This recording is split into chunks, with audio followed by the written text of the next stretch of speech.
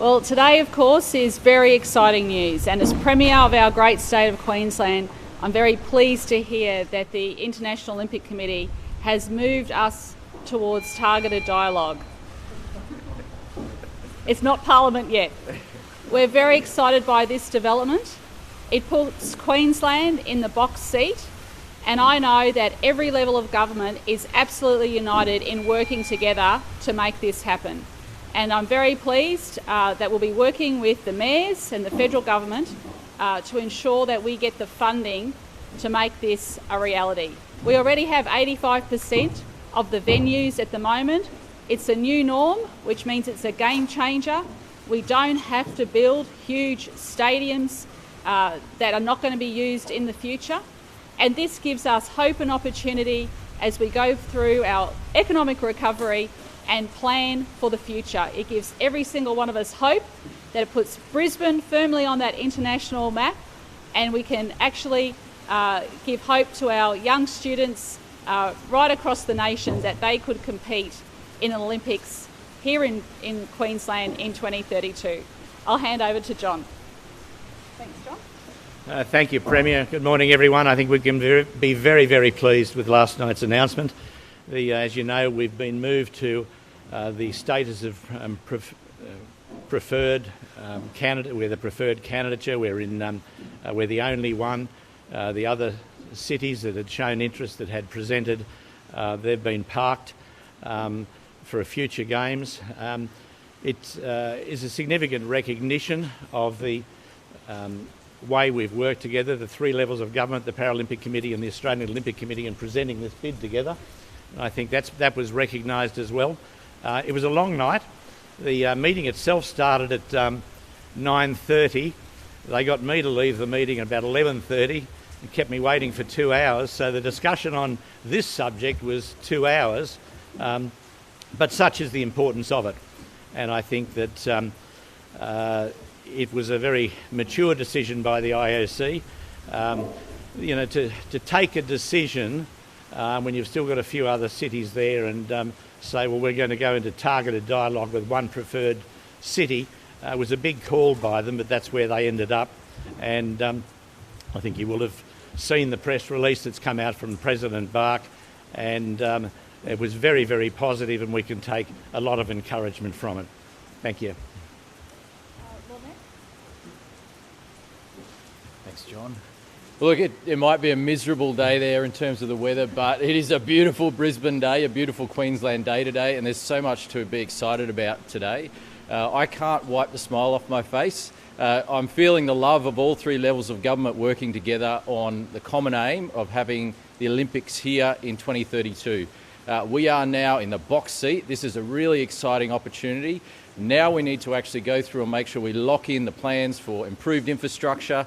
We have 85 to 90% of the venues in place, or opportunity for temporary venues, but this is the best opportunity that our city, our region and our state has had in generations. We can't let this go to waste.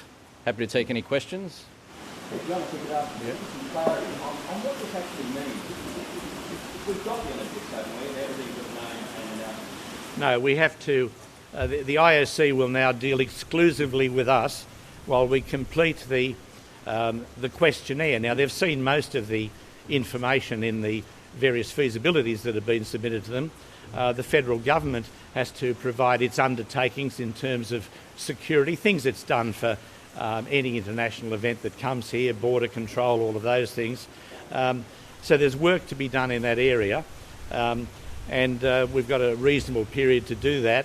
Then, when that's done to their satisfaction, when the Premier, the state of Queensland and the federal government have come to whatever arrangements outside the games that they need to come to and say we're ready to go, then we say that to the IOC, and that can then go as a recommendation to the IOC full membership, the session, and there has to be a vote.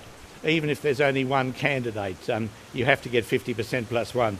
So I'm hoping, I'm planning that we will conclude the requirements that we have to fulfil, the state, city, Paralympic Committee, Australian Olympic Committee, and that'll all be done end of April, early May, we could, on that basis, go to a vote in Tokyo. Well, I heard this morning that they could hold a vote as early as the next IOC session just before the Tokyo Games. That's the one. How likely is it that we could get the game? That really, if that is put to a vote, we've got to get 50%, and I think I can get those numbers. And another question I saw this morning, the IOC has said that as part of our bid, our initial bid, that we put forward a venue master plan. Where is the stage? We put forward an indication, a draft plan. In many cases, there were alternate sites still to be ratified, and for example, there's nothing definite on where the rowing is going to go. At the moment, what we've done for the track and field is Carrara. It's existing. The IOC is happy with that if that's the fallback. If that was the case, then we do a ceremony in Suncorp. The IOC is not requiring us to go out and spend big money. They want us to use existing and temporary venues. So that's what that refers to.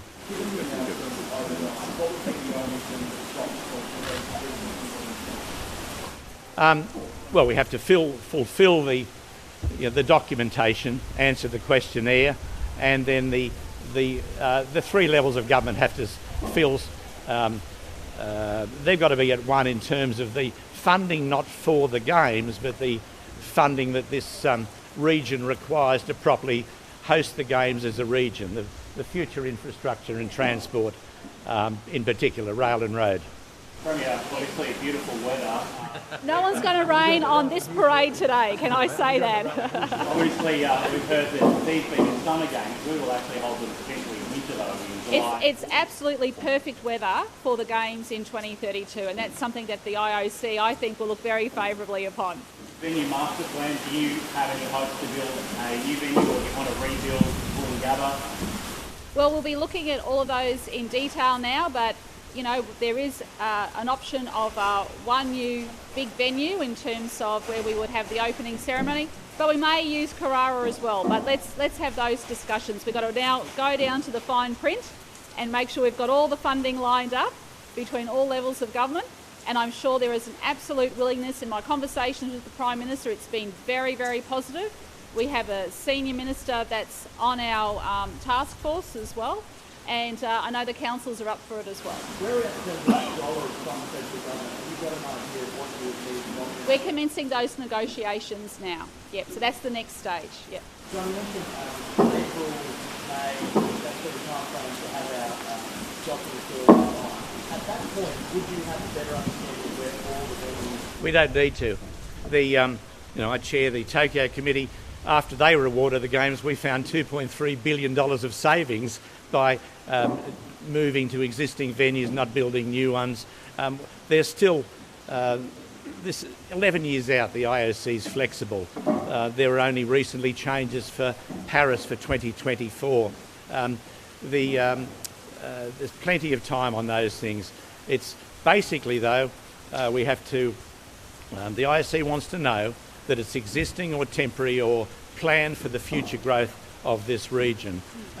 And just so it's understood, the funding about which I've just spoken, the Premier's spoken, that's not the operational costs of the Games. The Games break even. The IOC, on a budget of circa 4.5 billion Australian, the IOC is putting in 2.5 billion. That's give or take the exchange rate. They're putting 1.7 billion US into Los Angeles, and we've been assured at least the same. Then you get your approximately $1 billion from national sponsorship and $1 billion from the ticketing, and that's got a large contingency in there. That's enough then to pay for both the Olympics and the Paralympic Games without any call on the state or federal or local governments.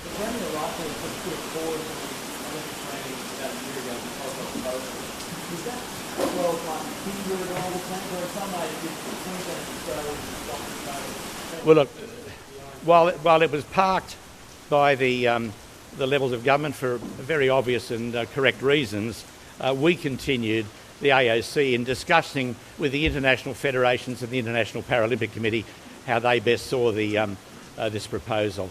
the time wasn't wasted. Yes, it did. When the Premier made her presentation, along with the rest of us, to the Future Host Commission on the 8th of February, she talked about the resilience of Queensland, its ability to handle floods and to handle bushfires. It's not at this time of year, we had to make that clear, but also the outstanding record of this state and Australia on the COVID response.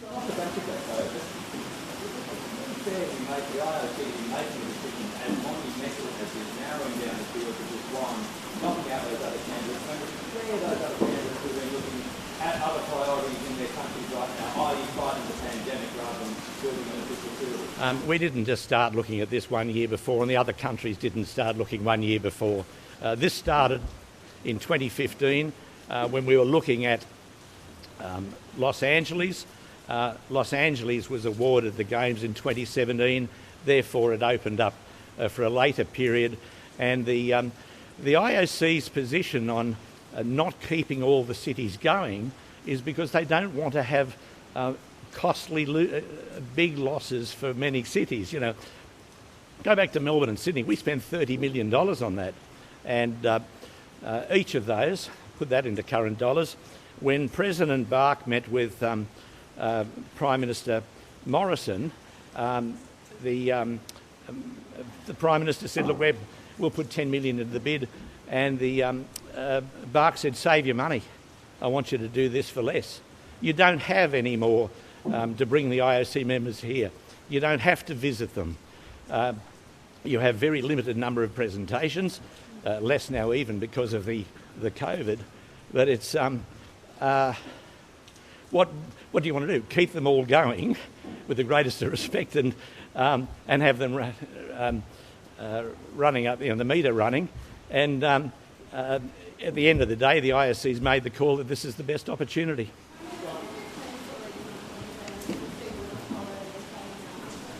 We want to include the regions as well. So, of course, with the football, we've been looking at having the soccer matches, of course, up around the different regions, and of course, all of the state will share in an Olympic glory. So, we want to make sure this is inclusive of Queensland and that we all have a part of history here.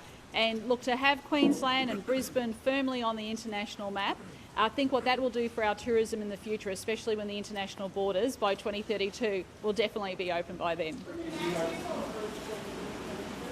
We're working through that at the moment with the IOC. Hey, one step at a time. New South Wales, they're saying you're happy to rip up a $30 million bill for quarantine but fund an Olympic Games. How do you respond to that? Olympics are for all of Australia. Just like we celebrated an Olympics in Sydney, it'd be wonderful to celebrate an Olympics right here in Queensland. And I hope people in New South Wales will come here too. No, we're doing Olympics. How wide will that South East Queensland bubble? I know Olympic interested in. Sorry? How wide will that South East Queensland bubble be for planning? Olympic interested? Any idea of where some of the other?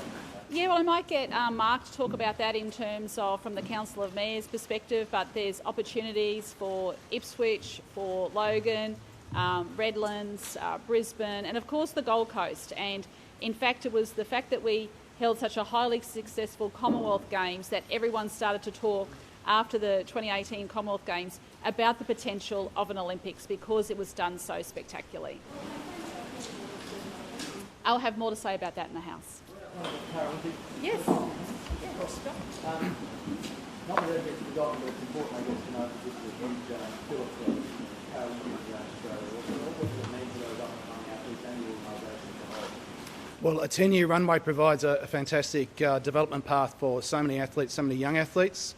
One of the key goals here is accessibility to sport. So where we've got 5 million people with a disability, 75% of which say access to sport is an issue. What better way to kick-start a change there than an announcement that gives us 11 years to make serious, significant change every year, not just in 2032. Question just on Tokyo, of course, that's next. Are you confident that our athletes are safe? Absolutely. The athletes will only go there 5 days before. They will leave when their competition is over. They will be tested before they leave. tested on arrival, tested every 4 days. They will only be in the Olympic Village and their venue. They won't be going downtown. Well, I'm working on something even stricter for the media. And Chris, but we have to make the Olympic Village and the venues the safest place in Tokyo, and that's what we're doing. We would last week we had 4 days of operational planning. We're down now to looking at the seating on the buses to make sure there's the correct distancing. Well, that's all very well. We suddenly need double the fleet of buses, and there's a lot of buses involved. A decision on all of the accredited people and all of those who bought tickets in Japan will certainly be there. A final decision will be taken by the Japanese government. It's governments that decide these things on what's safe, and a bit later, probably March, April, and a decision on what venue capacity we're going to have. Not compulsory, we can't do that. Some parts of the world, religion, legally, but it's certainly being encouraged, and the IOC has an agreement with COVAX where it's helping to facilitate the distribution of vaccines. We are expecting at the latest that our team will be vaccinated in June. How crucial is that fast rail? We've heard a lot of talk about it over the last 2 years. Is it likely to be built? You were talking about rail and infrastructure happening. That's a matter that is outside the little mind of an Olympic official, and the others can talk about that. Thank you. Look, the Council of Mayors started this journey almost 6 years ago, in March of 2015. Our objective then was to bring forward critical infrastructure for South East Queensland. By 2032, there'll be another 1 million people moving to South East Queensland, probably more. We need to work with all levels of government to ensure the great legacy that is left after the Games is a fantastic transportation system around South East Queensland. And that's what the mayors have been dedicated to from day one, and we remain dedicated to that cause. Because that is a legacy that our citizens will really appreciate in the future. And how much is fast rail a part of that? Oh, I think fast rail is a very important part of that. Moving people around will be critical, and that includes rail and roads and active transportation as well. And for South East Queensland to have that post 2032 will be a great outcome. No doubt all the mayors around South East will think about some sort of event or Olympic involvement. Unrealistic, so how do you deal with the expectations of everyone? Look, the mayors, to their credit, and that includes the new mayors that have come on board since the last election, have been committed for the greater good around South East Queensland, recognising that growth and that councils are going to have to deal with and manage that growth. Yes, it's not possible for everybody to have events. However, there's a whole range of training opportunities. The focus that will be on the area around the world will benefit all of the regions, and indeed the entire state will benefit, and that's great for Queensland and also great for Australia. Around what? Well, the modelling obviously has been provided in quite some detail. The IOC have done the AOC and the IOC have done great work in terms of demonstrating how the games can be cost neutral. But what's important for us obviously is trying to bring forward infrastructure that is going to be arriving at the same time as an extra 1 million people in South East Queensland. Oh well, that's to be determined. Yep. Yeah. Well, and largely the development of that transportation is going to be worked through with local councils, the state government, and the federal government.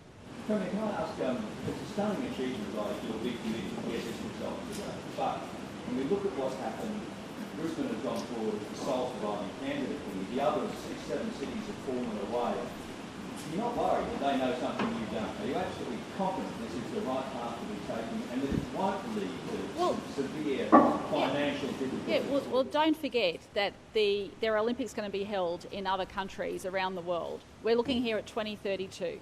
And what we are very focused on as a state government is our rolling pipeline of infrastructure. So we've got like a $56 billion infrastructure pipeline over the next 4 years. So we can very easily put in place with the federal government our rolling infrastructure to cater for what is needed. And look at some of the common purpose infrastructure that we created for the Commonwealth Games. For example, the sporting complexes that are now used by all the schools and all the community, and they're packed. So if we can have a legacy after this that benefits everyone, I think it's going to hold the state in a really good position. When you officially announced you were to go, you should talk about the committee, particularly someone to head that committee. What is that? We have a task force at the moment with representatives of council, state and federal, and the Prime Minister has put on that his federal sports minister. That'll happen down the track, through the work of the From the federal government that made We're working through all those financial arrangements now, but everybody, it'll have to be all worked out, and those financial discussions will happen. Do you think you can use the Olympics to convince the federal government to drop its requirements for privatisation to fund infrastructure in Queensland? Well, we're not selling our assets. We're building assets. So can you use that as an argument that the federal government to drop that requirement for private Queenslanders to fund infrastructure? I think what we have seen in recent months is an appetite for the federal government to invest. We've had very good discussions with them on roads announcements, coming to the party on our priorities for Queensland, and a very good working relationship with the Deputy Prime Minister, Michael McCormack. Thank you. Okay, thanks everyone.